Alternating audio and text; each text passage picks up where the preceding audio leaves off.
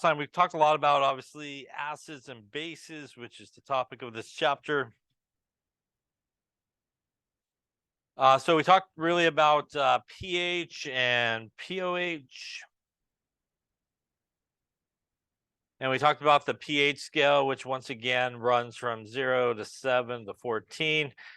Below 7 there going to be acidic, above 7 going to be basic, and again 7 technically is our neutral. As you go from 7 again towards 0, you're becoming more acidic and more basic in the opposite direction. We saw a lot of formulas in this chapter, how to calculate pretty much all this stuff, and there are different ways that you could do it based on which formulas you choose. We do have our Kw, which is equal to H plus and times OH minus concentration, and that equals 1 times 10 to the minus 14. That will allow you, if you have either the H plus or the OH minus concentration, to calculate the other, and also then you can compare the two and see if it's acidic, basic, or neutral. Obviously, if the H plus is larger, the acidic part, it will be an acidic solution. The OH minus is larger, it will be a basic solution. And if they are equal to each other, then it will be a neutral solution. Remember that as one goes up in this relationship, the other goes down. So they run opposite of each other. One increases, the other decreases, and vice versa. We also could calculate the pH, which is equal to negative log of the H plus concentration, and a similar scale there that we could calculate the pOH, and that is equal to minus the log of the OH minus. Remember that if you have a calculator display or non-display, you have to punch these in a little bit differently depending on what type of calculator you have. Again, if you have a display calculator, you're going to hit pretty much this one, and all the other formulas that we saw exactly the way it's written. If you have a non-display calculator, you got to start again with a number and kind of work your way backwards in the formula. So either forward or backwards in terms of how to punch it into your calculator. Obviously, you want to make sure you are using your exponent button for those concentrations. The pH, right, plus the pOH equals 14. And that's a very useful sort of relationship. Again, it allows you, in some cases, not even to have to use Kw, especially if you have the OH minus concentration. All you're interested in is the pH. You can calculate the pOH, subtract 14, and you'll have the pH. So you don't have to use Kw. If you still want to use Kw like we did in some of those examples, you still could. You can use the Kw there to get the H plus concentration and then take that concentration into the pH formula. So they both really should give you the same answer, regardless of sort of which way you go.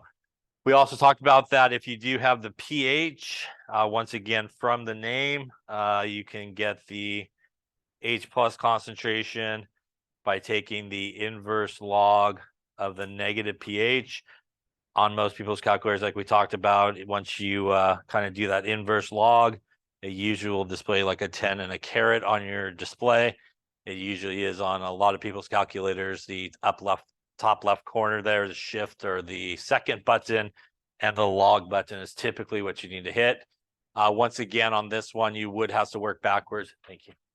If you had a non-display calculator, you have to start with the number, hit the inverse log afterwards, make a negative before you do that as well. And also, if you have the pOH, once again, you could get the OH minus concentration, same calculation, which is nice, basically. And again, you want to make sure that these are negative as you go into here. We finish up talking about the idea that a lot of times you will not maybe just given a generic H plus OH minus concentration, but you might also be given the concentration of a strong acid or strong base. We listed, I think, 6 or so of those of the strong acids. Remember that if it is a strong acid, like say hydrochloric acid, it is going to 100% break apart into H plus and Cl minus. And if you remember that list of strong acids, pretty much most of them are monoprotic, which means that they will only release one hydrogen at a time, or only have one hydrogen to release. And that pretty much means that if you know the concentration of the strong acid, you will know the concentration of the H plus concentration, which is what you would need to go into the pH at that point. We also saw for bases, like something like sodium hydroxide, which is a strong base, it will also break apart completely into ions in solution. And in terms of pH here, it's actually the OH minus concentration that's important.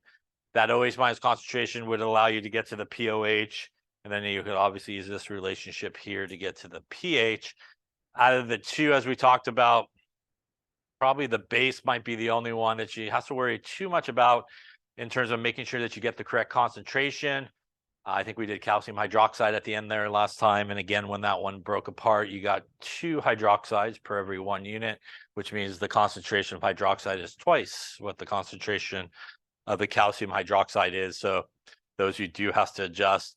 A reminder as well, strong bases, pretty much group 1, group 2 on the periodic table with hydroxide, like lithium, sodium, potassium, hanging right at calcium, strontium, and barium. So kind of go over and down. Any of those guys with hydroxide in the actual formula are typically going to be your strong bases. Any questions on any of that stuff there? All right, so we're going to officially talk about sort of the last little bit here of the chapter in a few slides, which are buffers. And again, what buffers are, what they do, and how they sort of function. A buffer is a solution that will resist changes in pH, even when you add a strong acid or strong base to it. So one of the very common misconceptions people have about buffers is that it is a neutral solution, and that's not always the case. So a buffer can be a neutral solution. It could also be an acidic solution, it could be a basic solution. You can make a buffer at any pH you like. It just means that whatever pH that buffer solution starts at, it will be able to maintain that pH pretty much even after you add some more acid or more base to it. So that's one of the very common misconceptions people have, that a buffer is always a neutral solution. And again, that's not the case. It just means it's a solution that will not change dramatically its pH when you add acid or base to it. The real reason why a buffer is able to resist that change in pH is what it is made out of. A buffer is made out of a weak acid and what is sometimes referred to as the salt of its conjugate base. Or you could have a weak base and the salt of its conjugate acid. A salt is just an ionic compound, so usually the salt of the conjugate acid or salt of the conjugate base will have an extra spectator ion like a sodium or something in there. It's really not doing much, it's just kind of hanging out. What is that definition? That definition is our Bronsted-Lowry definition, that the only difference between these two things plus. And that can be the only difference between those two in order for them to be a buffer. You cannot have a buffer that is made out of a strong acid or a strong base. So you can't. So in order for a buffer to really function correctly, it actually has to have both of those components in it to begin with. So when you make a buffer correctly, it will have an acid part, and this is the buffer itself, and it will have a base part. Floating around in that solution to begin with. The reason you cannot do a buffer with a strong acid or strong base is it will 100% break apart. So for example, if you wanted to try to make a buffer out of hydrochloric acid and its conjugate base like sodium chloride, what's going to happen is, because hydrochloric acid is a strong acid, what you will have in solution is H plus and Cl minus, and the sodium chloride will basically make sodium and chloride. You will only have a base part. Here, you will not have an acid part, and this will not allow this situation to work well as a buffer. You need something that is weak, like, for example, HF and sodium fluoride. HF is a weak acid, Sodium fluoride is the conjugate base. It's really the salt of this conjugate base because there's a sodium. That sodium fluoride is really sodium ions and fluoride ions. And really the sodium's not doing much. It's really the F minus there that is actually the buffer part of this solution along with the HF. And once again, if you look at these two, the only difference there is that 1 H plus difference between them. And that's what's going to make it a buffer. It's also going to make it a buffer because it is a weak acid, and weak acids, as we talked about, are weak electrolytes, which means when you throw both of those things into a beaker, you will get the HF that will set up this equilibrium. We'll add the arrows, even though it's not really there, but we'll add it. And it will basically allow for both the acid part of the buffer here and the base part of the buffer to remain in solution. And you can't get that with a strong acid or strong base because either the acid part will be missing or the base part will be missing. But because these are weak electrolytes and weak acids are weak bases, they mainly stay together, which allows you to keep both components actually in the solution. And you actually help yourself out when you make a buffer like this. You actually add a little bit more of the conjugate guy in there. That way you have some good amounts of both of those. So this is like the lab you did last week where you added the acetic acid and the sodium acetate together. Acetic acid is a weak acid. Sodium acetate is its conjugate base. And that's what set up the buffer, because acetic acid being a weak acid will set up basically this equilibrium in solution.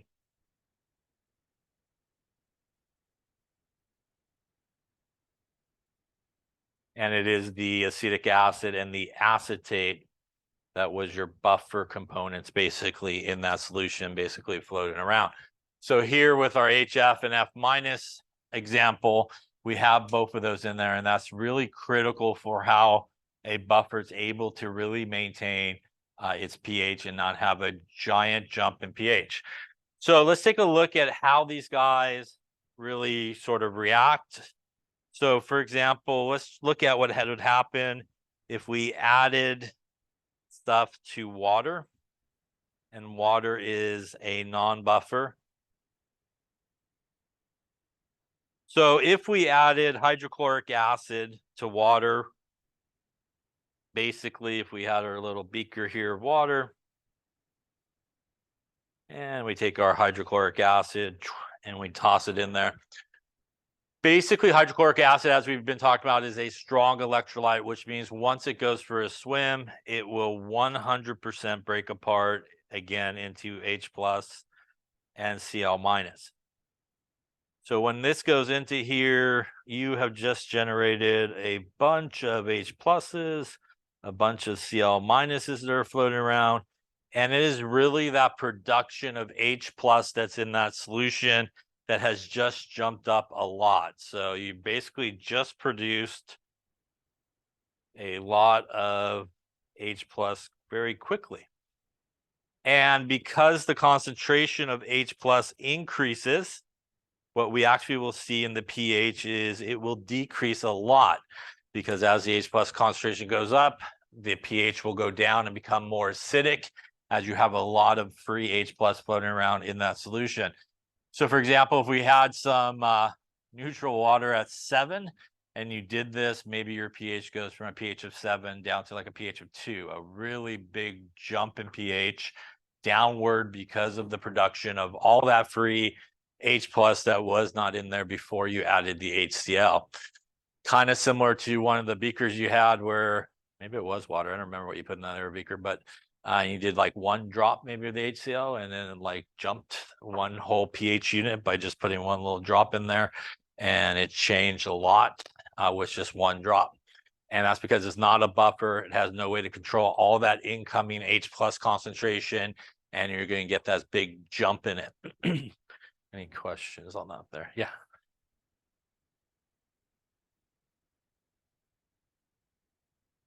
It does, because it's a strong electrolyte. So basically what you're doing is like you went to the shelf and just grabbed the bottle of H plus and just dumped it in. And you just basically just add a ton of H plus basically to it, because it's not going to stay together. It's just going to break apart. So you're going to add a ton of chloride, but in terms of chloride, it's not going to do anything to the pH, but it's really that incoming amount of H plus that you dumped in there that's going to skyrocket the H plus concentration. And that's where you're going to see a big skyrocket downward in the pH, because you have a lot more H plus in that solution you started with. Other questions? So let's see what happens here if we added sodium hydroxide, which is a strong base, to water. So to water, we're going to add our strong base of sodium hydroxide. So once again, in this case, we got beaker, say here, water. We're going to take some sodium hydroxide and dump it in. When we do, once again, sodium hydroxide is a strong base, which, much like the acid, will 100% break apart into these ions, which means when we go and dump this into our beaker of water, which again is not a buffer, we have just introduced a bunch of sodium ions, which is not going to do much to the pH. But what we more importantly introduced is a bunch of hydroxide ions that was not there previously. So what we just did here is we, much like above there, increase the amount of OH minus really quickly in the solution. And that's really important for the pH, because as we just talked about, if the concentration of OH minus goes up, what I know about the concentration of H plus is it's going to go down. And the result of that now is I have a lot more OH minus in my solution. I am actually going to see my pH go upwards, because now I'm going to definitely have probably more hydroxide than H plus in that solution. And again, we would see a pretty big jump in pH here. If we started at 7, maybe we jump up to a pH of 10, 11, something like that, a really big jump in pH, because again of the influx here of the OH minus concentration and ions in that particular solution. So the presence of these incoming H plus and OH minus ions when you add an acid or a base to a non-buffer solution is why when you look at a non-buffer solution, you do not have to add a lot to see a pretty big jump in the pH, because you're making a lot more H plus and OH minus. And again, back to that example of what you did in that lab, maybe a drop or two, and you saw a whole pH unit change in your beaker that was a non-buffer just by a drop or so. And that's a pretty big change with just a drop solution. Question on what happens in a non-buffer situation. All right, then let's take these same acids and we want to add it to a buffer. So we'll use the one I was talking about earlier. We're going to now add it to our HF and sodium fluoride buffer. And once again here, as I mentioned earlier, it really is the F minus that is really the active part of the buffer there. The sodium's just hanging out there to balance out the charge. Sodium's a neutral ion floating around, not doing much. So once again here in this buffer, this is going to be really our acid part. And that's going to be our base part. So before we add anything to this beaker and we dump that HF and sodium fluoride in there, we will get our weak acid here to set up that equilibrium. And we basically have these three guys kind of hanging out there. There's also a sodium floating around, but not really important in terms of the buffer. And that's going to allow in this solution our HF, which is our acid part of our buffer, and F minus being our base part of our buffer. And once again, they're both in the solution to begin with, floating around, ready to go. So now we're going to take the same acid that we added previously, our hydrochloric acid. And when I take my hydrochloric acid here and I throw it in, that is a source of H plus and Cl minus ions that are going to basically be added to this beaker. When I add hydrochloric acid, which is a strong acid, it should react with which part of the buffer? The acid part or the base part? Should react with the base part, right? That's why they're called acid-base reactions. So the acid when you dump it in here, is going to actually go and find the base part of the buffer here. And those two guys are actually going to do a reaction that's going to happen. And that reaction in this case will be a little sodium fluoride. This is a double displacement reaction. Positive guy is going to switch partners. And what we will end up with here is HF and a little sodium chloride. So when we dump that HCl into this buffer, that's going to find the base part of the buffer and do this reaction. And we basically formed two things. We formed HF, which is our weak acid, and it was part of the buffer to begin with. So clearly that's not going to screw up the pH of it since it was already there to start with. The other thing that we made here is this salt. And this is sodium chloride, which really comes from a strong acid and strong base, which means it's going to be a neutral salt. So we're not going to really worry about the sodium or the chloride here.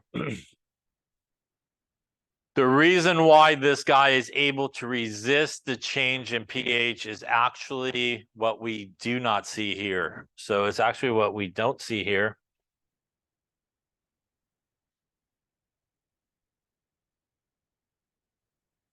So what we do not see here, as opposed to what we did see when we added the HCl to the water, which is a non-buffer, is when we added it to the water as a non-buffer, we generated a ton of H plus really quickly.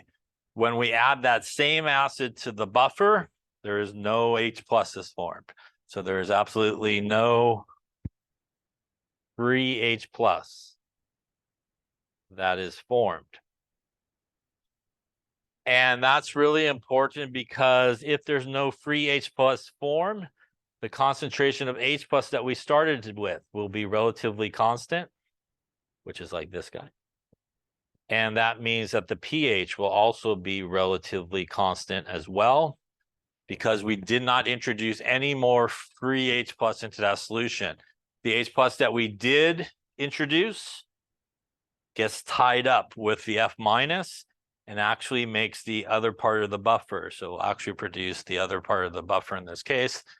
So because there is no influx of free H plus into that solution, the H plus concentration keeps relatively constant, and that keeps the pH relatively constant. And I say relatively constant because if you were monitoring it, you would actually see the pH move a little bit. So maybe it started, say, at a pH of 5.5.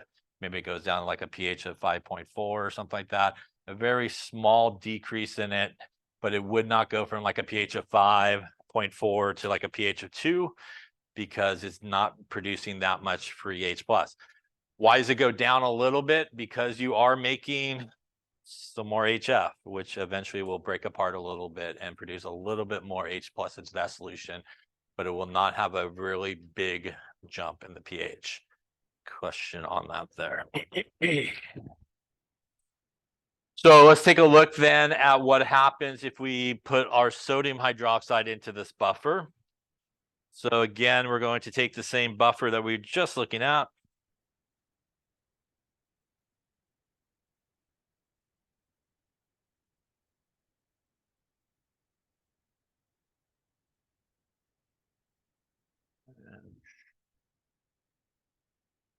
And once again, before we begin, we will have this setting up its equilibrium.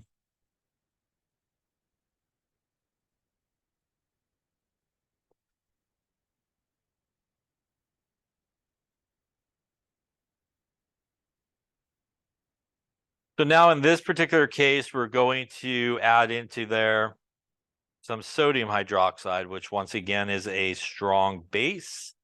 So we're going to dump some sodium hydroxide in.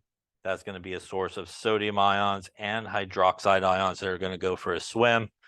When I add this strong base in, unlike the other reaction, it is actually going to react with the acid part of the buffer. So when it goes for a swim, that strong base will then react with the acid part of the buffer. And we will get really an acid base reaction that will happen here, where we make basically still switching partners. We will make some sodium fluoride. and some water in this case. And once again, here we see that we actually made the other part of the buffer, which is what always happens in this reaction. So we made the base part of the buffer, which obviously was there to start with, so not going to screw up the pH. We made water, which is neutral, which also will not screw up the pH. So it is once again what we do not see here in this reaction that we did see in the base reaction. And that is, if we take a look at it, we do not see any free OH minus that was formed, unlike what happened when we dumped it into water and we got a ton of OH minus really quick. At this point, we have no free OH minus formed. And because no free OH minus formed, that means that the concentration of OH minus stays relatively constant. And because OH minus and H plus are tied to each other, if the OH minus basically stays still, the H plus concentration will also pretty much stay still. And that means that our H plus concentration is going to be relatively constant. And once again, we will get a relatively constant pH in this case. And it is because when this OH minus comes in, it will come in and react with the HF, and it will get tied up in water, basically. So you will not have free OH minus floating around in that solution.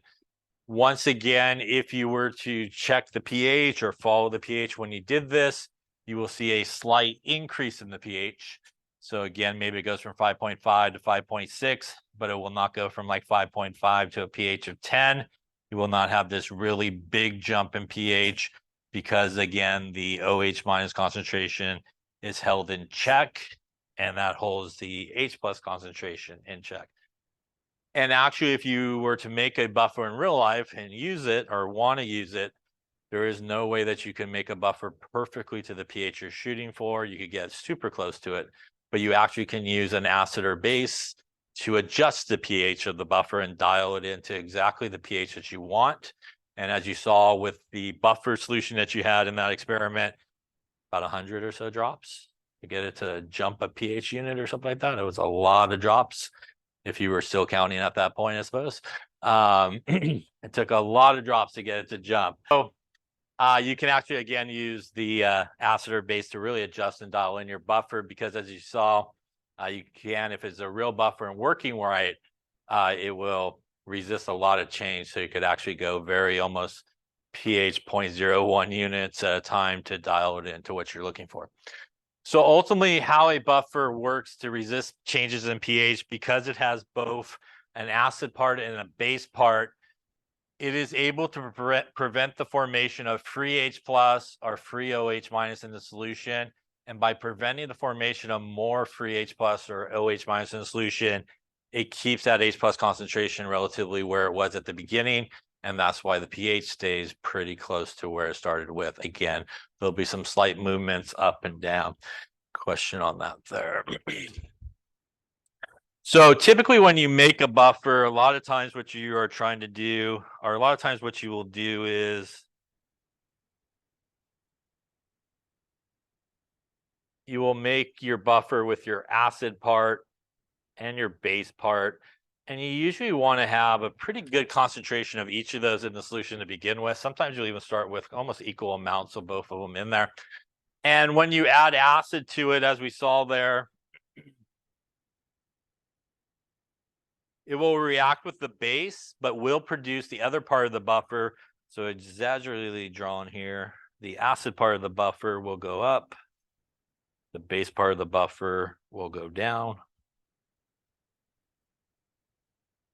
And vice versa, if you were to add some base is added to your buffer, it will react with the acid part and you will create some of the base part of the buffer, which exaggerated drawn here will go up a lot, and our acid part will go down. So there is a limit to the ability of how well a buffer could work. It's sometimes referred to as buffer capacity.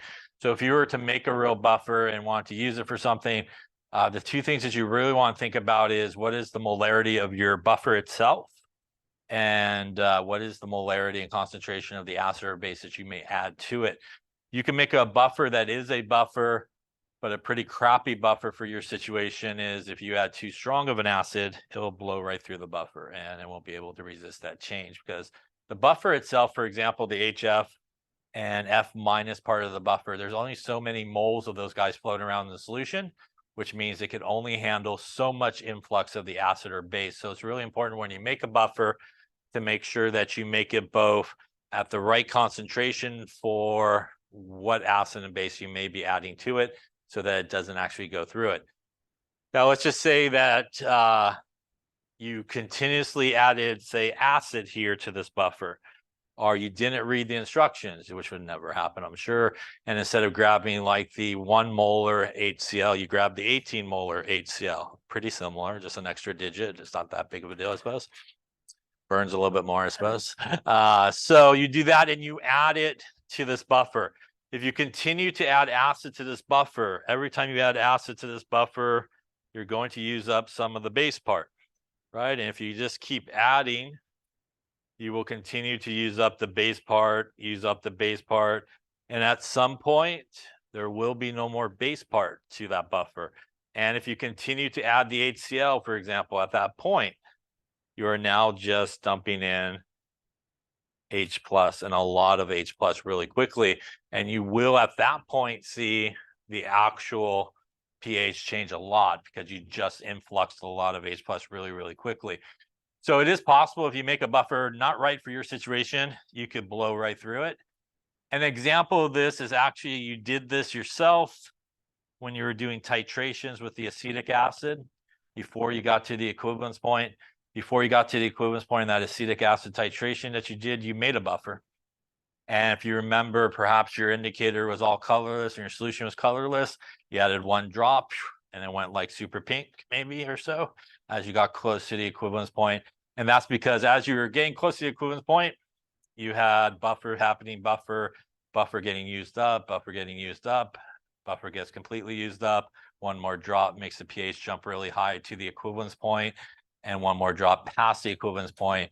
And since your indicator works on a pH range of 8.3 to 10, that 1 drop, because you blew through the buffer at that point in titration, made the pH jump a lot. And that's why your solution went from no color to really maybe a dark pink color. Any questions on buffers or how buffers work? Yeah. All right. So that wraps up chapter 16. 17, equilibrium. So in this chapter, we're going to talk about equilibrium, a bunch of stuff you don't really need. We're going to talk about equilibrium, and equilibrium really involves a certain type of reaction, and they are reversible reactions, such as this. And these reversible reactions will have arrows that basically go in both directions, and they are reversible, which means as you go from reactants to products, which is usually what happens at the beginning of the reaction, that is what is referred to as the forward direction.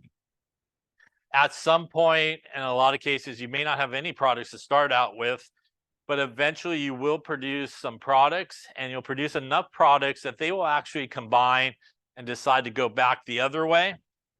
And that is what is referred to as the reverse direction.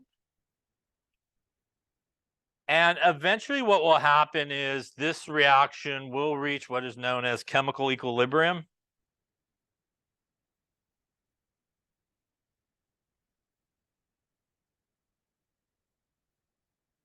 And sometimes people have the wrong idea about equilibrium, and the name doesn't help sometimes because it says equal in it. So sometimes people think this is the point where we have equal amounts of everything in that reaction, equal amounts of reactants and products, and that's not the case. So equilibrium doesn't have to do with anything in terms of their concentrations on each side of the arrows. What equilibrium means is it's actually the rate and how fast the reaction is happening. So it is the rate of the forward direct reaction will eventually equal the rate of the reverse reaction. And that is essentially what chemical equilibrium means. And what that means is, and it's sometimes hard for people because of the name, they think that everything has to be equal. It means that at some point, what's going to happen that rate of the forward reaction will equal the rate of the reverse reaction, which will essentially lock everybody into place in terms of their concentrations. So whatever concentrations they may be at that point, when it reaches equilibrium, and it could also be pressures, because sometimes you could do this with pressures as well, they will basically be able to maintain those concentrations or those pressures. They pretty much will not change. So for example, here, if this reached equilibrium, this had 4 molar, 2 molar, 1 molar, and 3 molar. This system will be able to maintain those concentrations for everybody as long as you don't do anything to screw it up. And that's because just as quick as it loses some on the left-hand side, it's just going to come back to the other side very quickly. So it's going to go back and forth. As quick as it loses, it gains, and it locks everybody into place. So that's a really important thing when we talk about chemical equilibrium. We're really talking about the rate of that forward reaction and reverse reaction equaling each other, not that you end up with equal amounts of everybody at the end. Any questions on that there? So let's talk a little about how reactions occur, and some of this we covered a little bit in that energy chapter. But really, for a reaction to occur, what happens is we pretty much are going to break all the bonds, right, and make new bonds on the product side. So remember that chemical reactions only involve electrons, and that's why we have conservation of elements. We don't lose elements, make elements along the way, because we do not touch anything in the nucleus when a chemical reaction occurs. It's just breaking and making bonds as we go through it. So the collision model is the idea that in order for a reaction to take place, you got to have two things hit each other. And there's really a couple of things that has to happen. Molecules need to collide with each other, but just because something collides with one another, it does not necessarily mean that you will make a product. It actually has to hit each other in the correct location, sort of the right active site on both of the molecules. They have to kind of come in contact with the right portion. More importantly is they actually have to come in contact with the right amount of energy. So they need the right amount of energy and sort of to come in contact with each other in the right location for a reaction to take place. And that's what we see here. These two guys come together and collide. We start to get some energy being exchanged. And now as this reaction is taking place, we're starting to break some old bonds. And we're also making some new bonds there until we have our new products on this side. This is, if you remember when we talked about energy, there's like the hill that everybody has to climb, right? Reactants to products. That's the activation energy hill.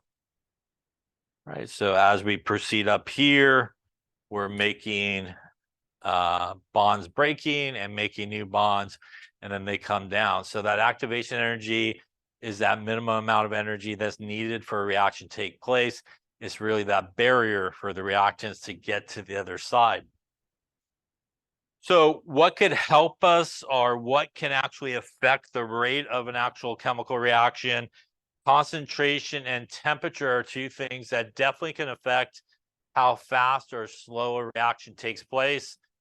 For example, concentration, if you increase the concentration, you typically will increase the rate. So when we talk about concentration, for example, if you think about molarity, which is moles per liter, which is really moles of solute per liter of solution. Remember that a solution is made up of a solute and a solvent, and it's actually the solute that is what is reacting in a reaction.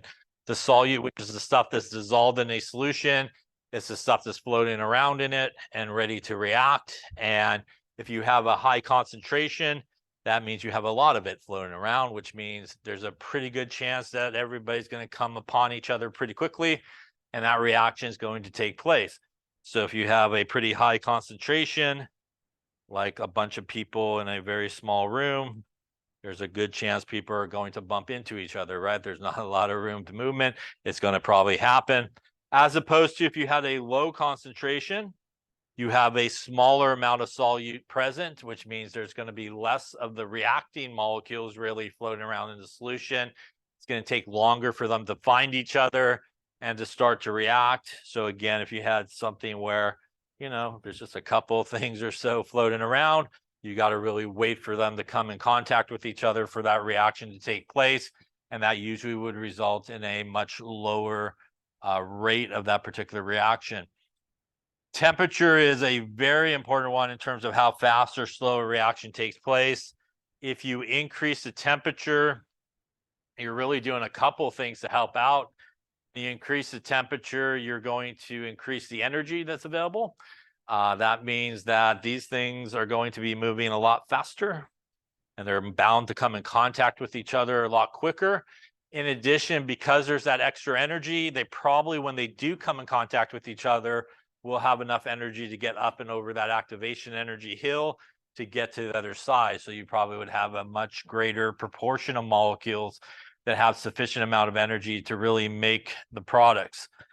And in general speaking, if you raise the temperature about 10 degrees Celsius for a lot of reactions, that's enough to double how fast it happens. So you could kind of double the rate in a lot of reactions by just bumping up the temperature about 10 degrees.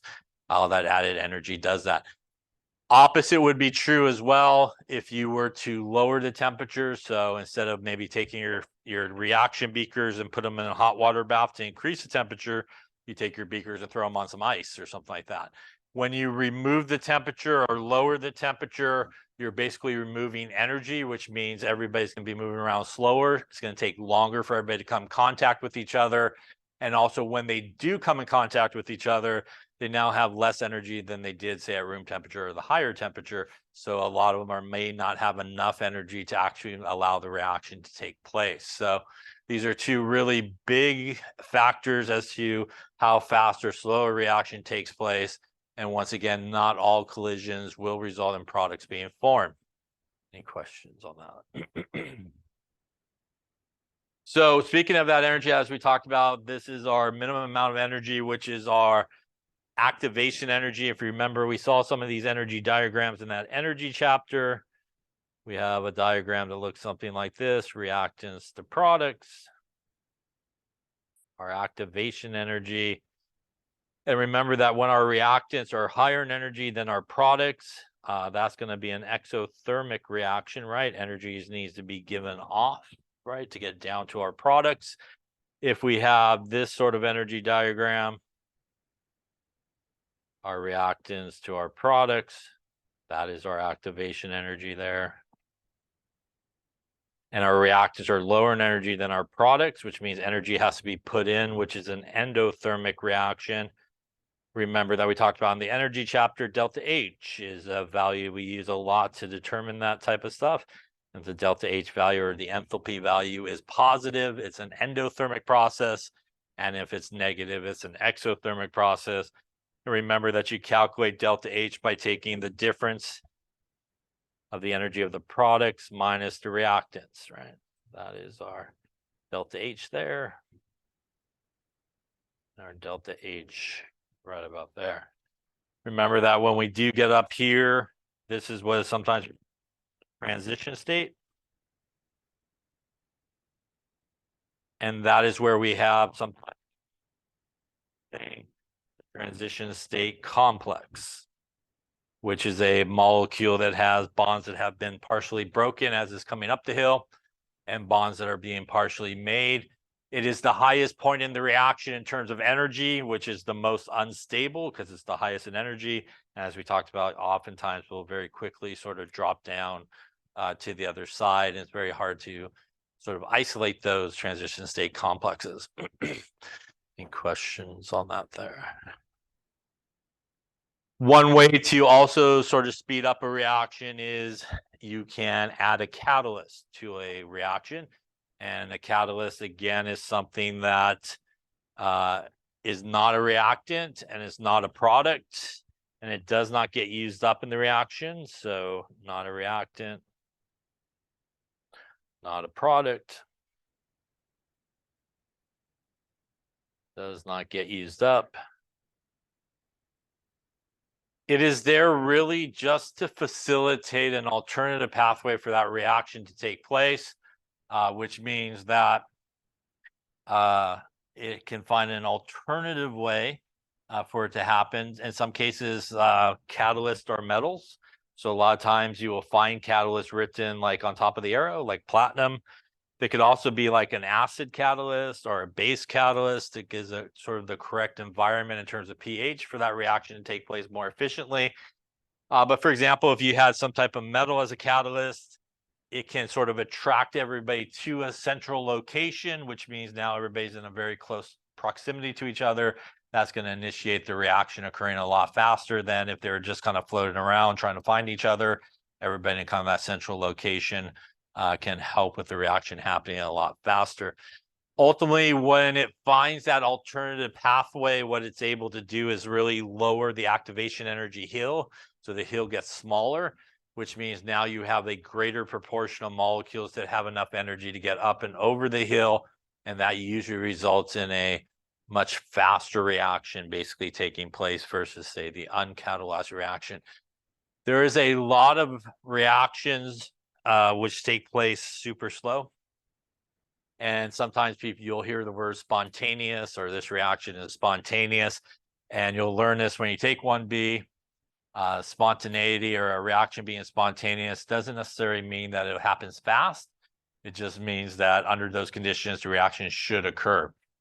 It may occur really slow. It may occur really fast. But spontaneous really has nothing to do with how fast or slow the reaction will take place. Really kinetics, as you'll learn about also in 1B, deals with how fast or slow it takes place.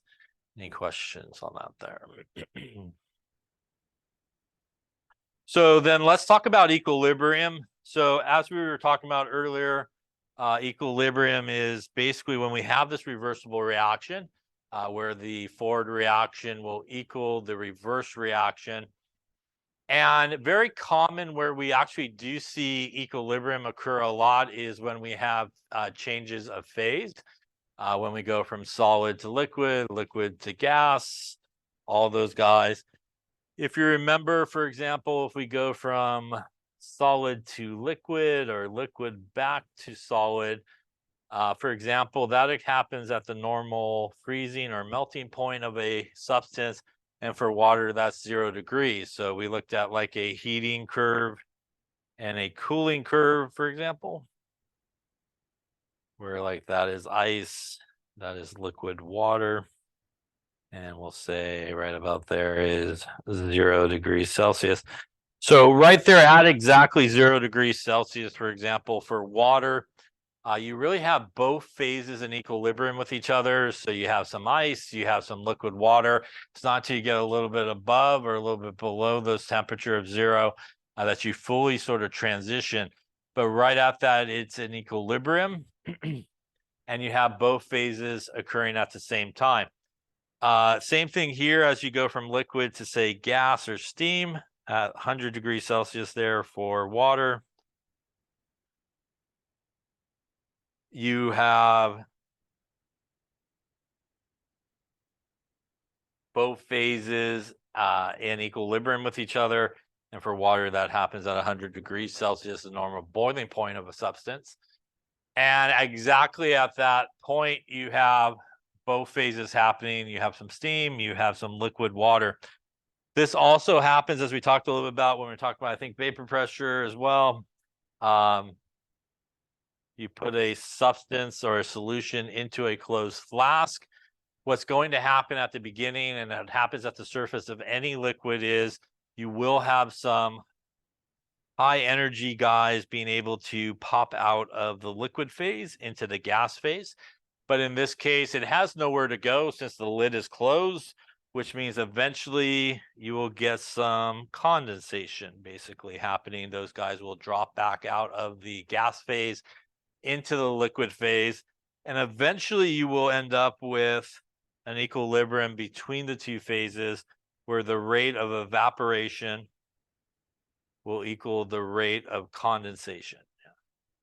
And again, if you look really closely at a liquid that you put into a flask like this, you will see a slight difference in the volume of the liquid in there, because when you first put it in there was no vapor above it. But now as it's in there and it gets to equilibrium, you got some evaporation happening, which is going to lower the amount of liquid in there, and you'll have some condensation coming back. So it will actually usually drop a little bit lower. And when we talk about equilibrium, or we look at something that is at equilibrium, we sometimes feel like maybe the reaction is over. So in some of those equilibrium ones that you did the other week, you may have added something to one of your test tubes, and for example, it turned yellow. And when you looked at it, it looked like, just looking at the test tube, oh, the reaction is done, nothing's happening. But there is a lot of activity that's actually happening in an equilibrium reaction, even though you can't see it. So if you were to like super zoom in, there's a lot of activity happening, going forward and reverse reactions happening consistently, which is what keeps everybody at that yellow color, because it goes back and forth and locks everybody into place. Although when we look at it on sort of the larger scale, it looks like not much is happening at this point. It looks pretty static, as it's sometimes referred to, but it is really dynamic. You have a lot of activity going back and forth to maintain really like the colors you see. Even when you made those solutions, you're supposed to be kind of a light red, but most people get usually a pretty dark red after you mix them together. That actually is supposed to be somewhere in between. They don't really have the right concentration when they do those things. You know, to keep it at that red color, there's a lot of activity going back and forth, and that's why it stays at the same color, because it locks everybody into place. Their concentrations don't change, and the resulting color doesn't change either. And that's what we see here at the start. For example, we have no products. We have all reactants in this reaction of H2O plus some CO to make CO2 and H2. Then what happens is we start to make some products, and that's going to probably initiate some of the reverse reaction to start to happen. But at the very beginning, it's all about the forward reaction heading towards the products. We'll get some of that reverse reaction happening. And once we reach equilibrium, again, we will have pretty much an equal rate of it going backwards and forwards. And pretty much, like as you can see here, whatever their concentrations happens to be, they're not changing unless you do something, once again, to screw it up. As long as you don't do anything to screw up the equilibrium, they very much will lock themselves into those concentrations, and they'll be able to maintain it. And that's different than, say, a non-equilibrium type reaction or reversible reaction where it's just a one-way arrow. At that point, once it gets to the product side, it's pretty much done. It's all going to dump out. Nobody's coming back the other way. But in these reversible reactions, there's always sort of constant motion going back and forth when they reach equilibrium. And that's what we see in this particular graph at the very beginning of like time 0.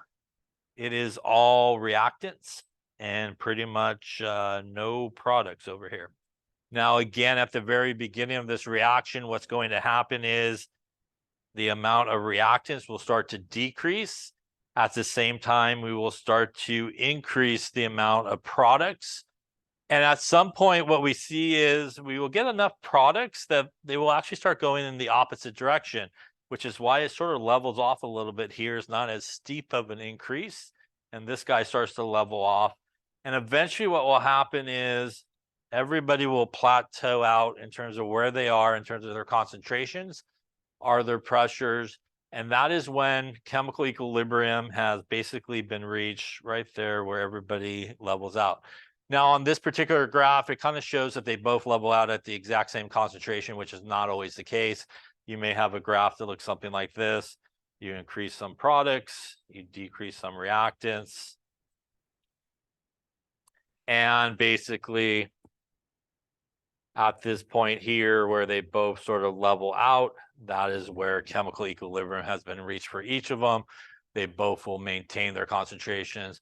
Once again, they will not change their concentrations unless you do something to them.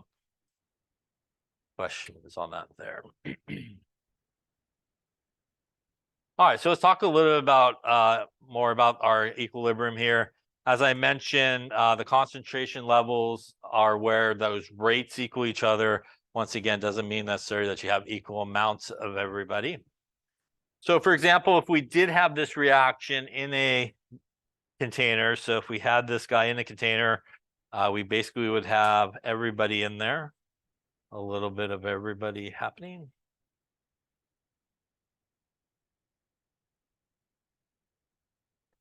Now, in this particular case, if we decided that we wanted to add some more water to it, what's going to happen to each of the concentrations here? So take a moment and think about what would happen to the system in a closed system if we opened it up in a second and added some more water to it, or we added some more H2O. So how will all these concentrations change? Will they get more? Let's see.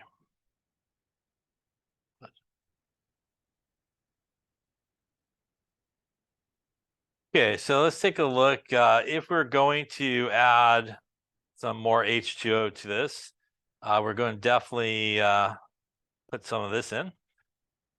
Let's start with the CO. What will happen to the concentration of the CO? Will it go up? Will it go down? Will it stay the same? What will happen to it? You got a 33 1/3 shot. What do you think? Concentration of CO will actually go down. And that is because when you add more H2O, you basically added more reactants, right? And when you add more reactants, now you have a lot more of these guys available. And what that's going to do actually is kick off the forward direction here of this reaction. So that's going to kick off this reaction heading in the forward direction towards the products. And the result of that, and the only way we can make products, is the amount of CO has to go down. The opposite of that would happen for our products here. We would see an increase here in the amount of H2. We would also see an increase here in the amount of CO2 in this particular case. Now, for water itself, what will we actually see for that one? Well, you would probably see it go up, and that's frankly because you added it. So clearly it should shoot up. But eventually what will happen is as it starts reacting with the CO in this example, you should start to see it come back down. You might end up with more water than you started with, and that's only because you artificially added it in. But what you really should see, it should go up because you added it. But then as the forward reaction happens, it should start to come back down because it's being used along with our CO here. Yeah. Yes. So in order to do the forward reaction, which is basically making more products, you need to use both reactants, right? So now that we injected a bunch of water in there, there's a lot of water that's not going to have any problem finding any CO that's in there. They're going to come together and start reacting to form our products. And we would see technically both of them come down. But again, with the water, you'll see it kind of jump up because you added it. This is why when you added a scoop of whatever you added to one of those test tubes in that experiment, that was a reactant, you saw it shift to the product side and become the product color because you basically just kicked off the forward reaction to occur. And that's why it shifted there to the right and started to make some products. Any questions on that there? All right, so looking at the same one here, let's decide what would happen if we added some H2 in this case, which is over here. How will everybody's concentration? So in this case, we're actually adding a product, which means in essence, we are increasing the amount of product availability, which means the products in this case actually are not going to have any problem finding each other a lot quicker. And what that will actually do is kick off the reverse reaction to basically occur. And that means in order for that reverse reaction to occur, it's like our products are our reactants in this case. We would need to see the CO2 concentration go down, right? Because it's now going to be reacting with the H2 that we put in there. We then should actually make some more reactants in this case. And we should see these guys' concentrations start to increase as the reverse reaction will definitely predominate here. And once again, for the H2, we'll see something very similar to what we saw with the water. It will initially spike up because you added it. But once that reverse reaction starts to happen, the trend that you should really see is it should start to come back down as it's reacting to make more reactants.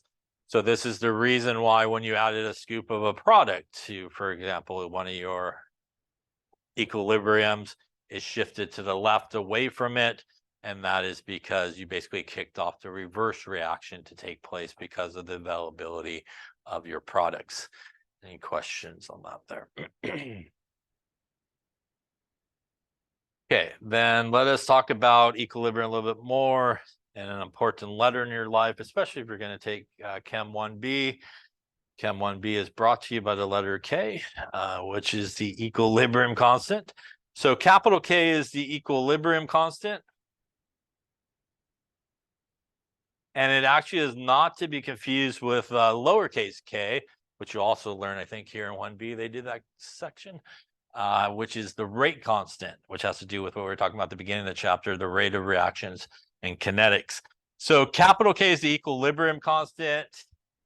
You can write an equilibrium constant expression from a balanced equation by using the coefficients. And essentially, it is the products divided by the reactants. And once again, those brackets mean concentration. And usually what we're talking about there is our molarity is what we're talking about there. It is the concentration of our products where we take the coefficient as the exponent. So that's an important part of it.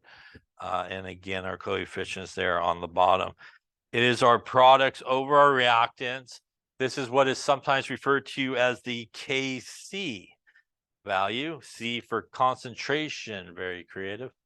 Now, if you had an equilibrium, which you can, which are all gases, a lot of times when we deal with gases, we deal with pressures. You could actually write a K value for pressure exact same way.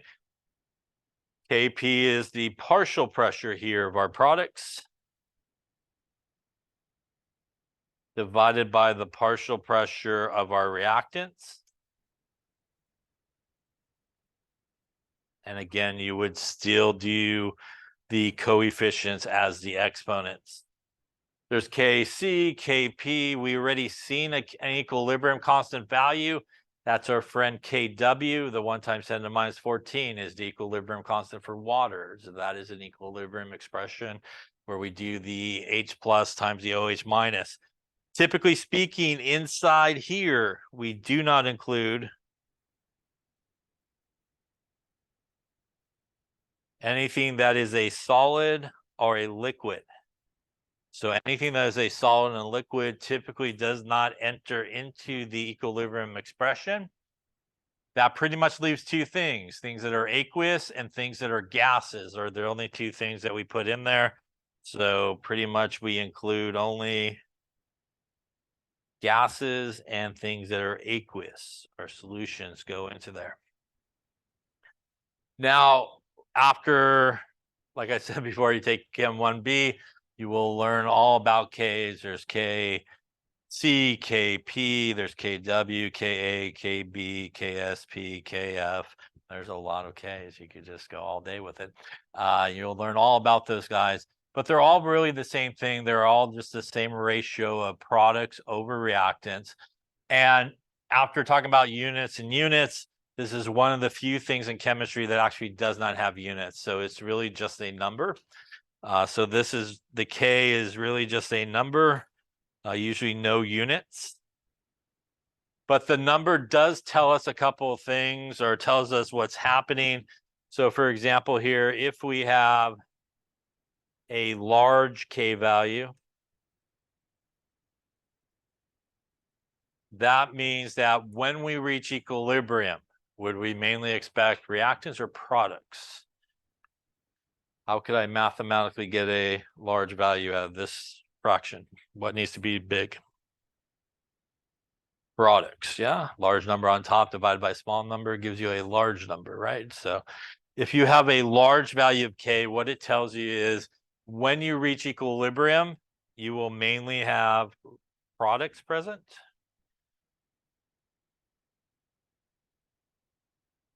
And obviously, if you have a small value of K, that means the only way to get a small value is the opposite there. You would actually need more reactants on the bottom there and a smaller number up on top. That means that you would have mainly reactants present. So the value of K gives us that information about what you would expect to be present when you find or reach equilibrium. Would you mainly have a lot of products there? Would you mainly have a lot of reactants? What is considered a large value of K? It is that really big number of 1. Yeah, so anything that is above 1 and above is considered a large value of K. Anything that is less than 1 is considered a small value of K. And there is really extremes that you do come across. So for example, you can have a K value of like 100, which is a large value. You could also have a K value of like 1 times 10 to the 30, for example, which is a super large value. And same thing, you could have a small value of K like 0.456. And you could also have a small value of K is like 1 times 10 to the minus 56, which is a super small number. So there are sort of extremes in terms of the K values. There's really large values, really small values, and sort of in between. But technically speaking, anything that is considered 1 and above is considered large. And anything that's less than that is considered small. That's because obviously to get 1, you would need roughly the same proportion at each of those, right? On top and bottom, right? To get 1. That means if you're greater than 1, you have more of the top number than the smaller bottom number, right? Any questions on that there? So here, for example, if we were to look at this, we could write the equilibrium expression. Once again, we would take our products, which is our NH3. So we would take the concentration of our NH3 squared. And again, we would square it here because of the coefficient. So that is where that comes from. Divided by our reactants, which is the concentration of N2. Once again, the coefficient here is 1. And much like most things in chemistry, if you do not see anything written, it's assumed to be 1. And divided by the concentration of our H2, which has a coefficient of 3. And once again, that is where the 3 comes. This, once again, would be considered a Kc value. Because these are all gases, you could also, if you were dealing with pressures, you could write a Kp, which would be the partial pressure squared of NH3 divided by the partial pressure of N2 times the partial pressure cubed of H2.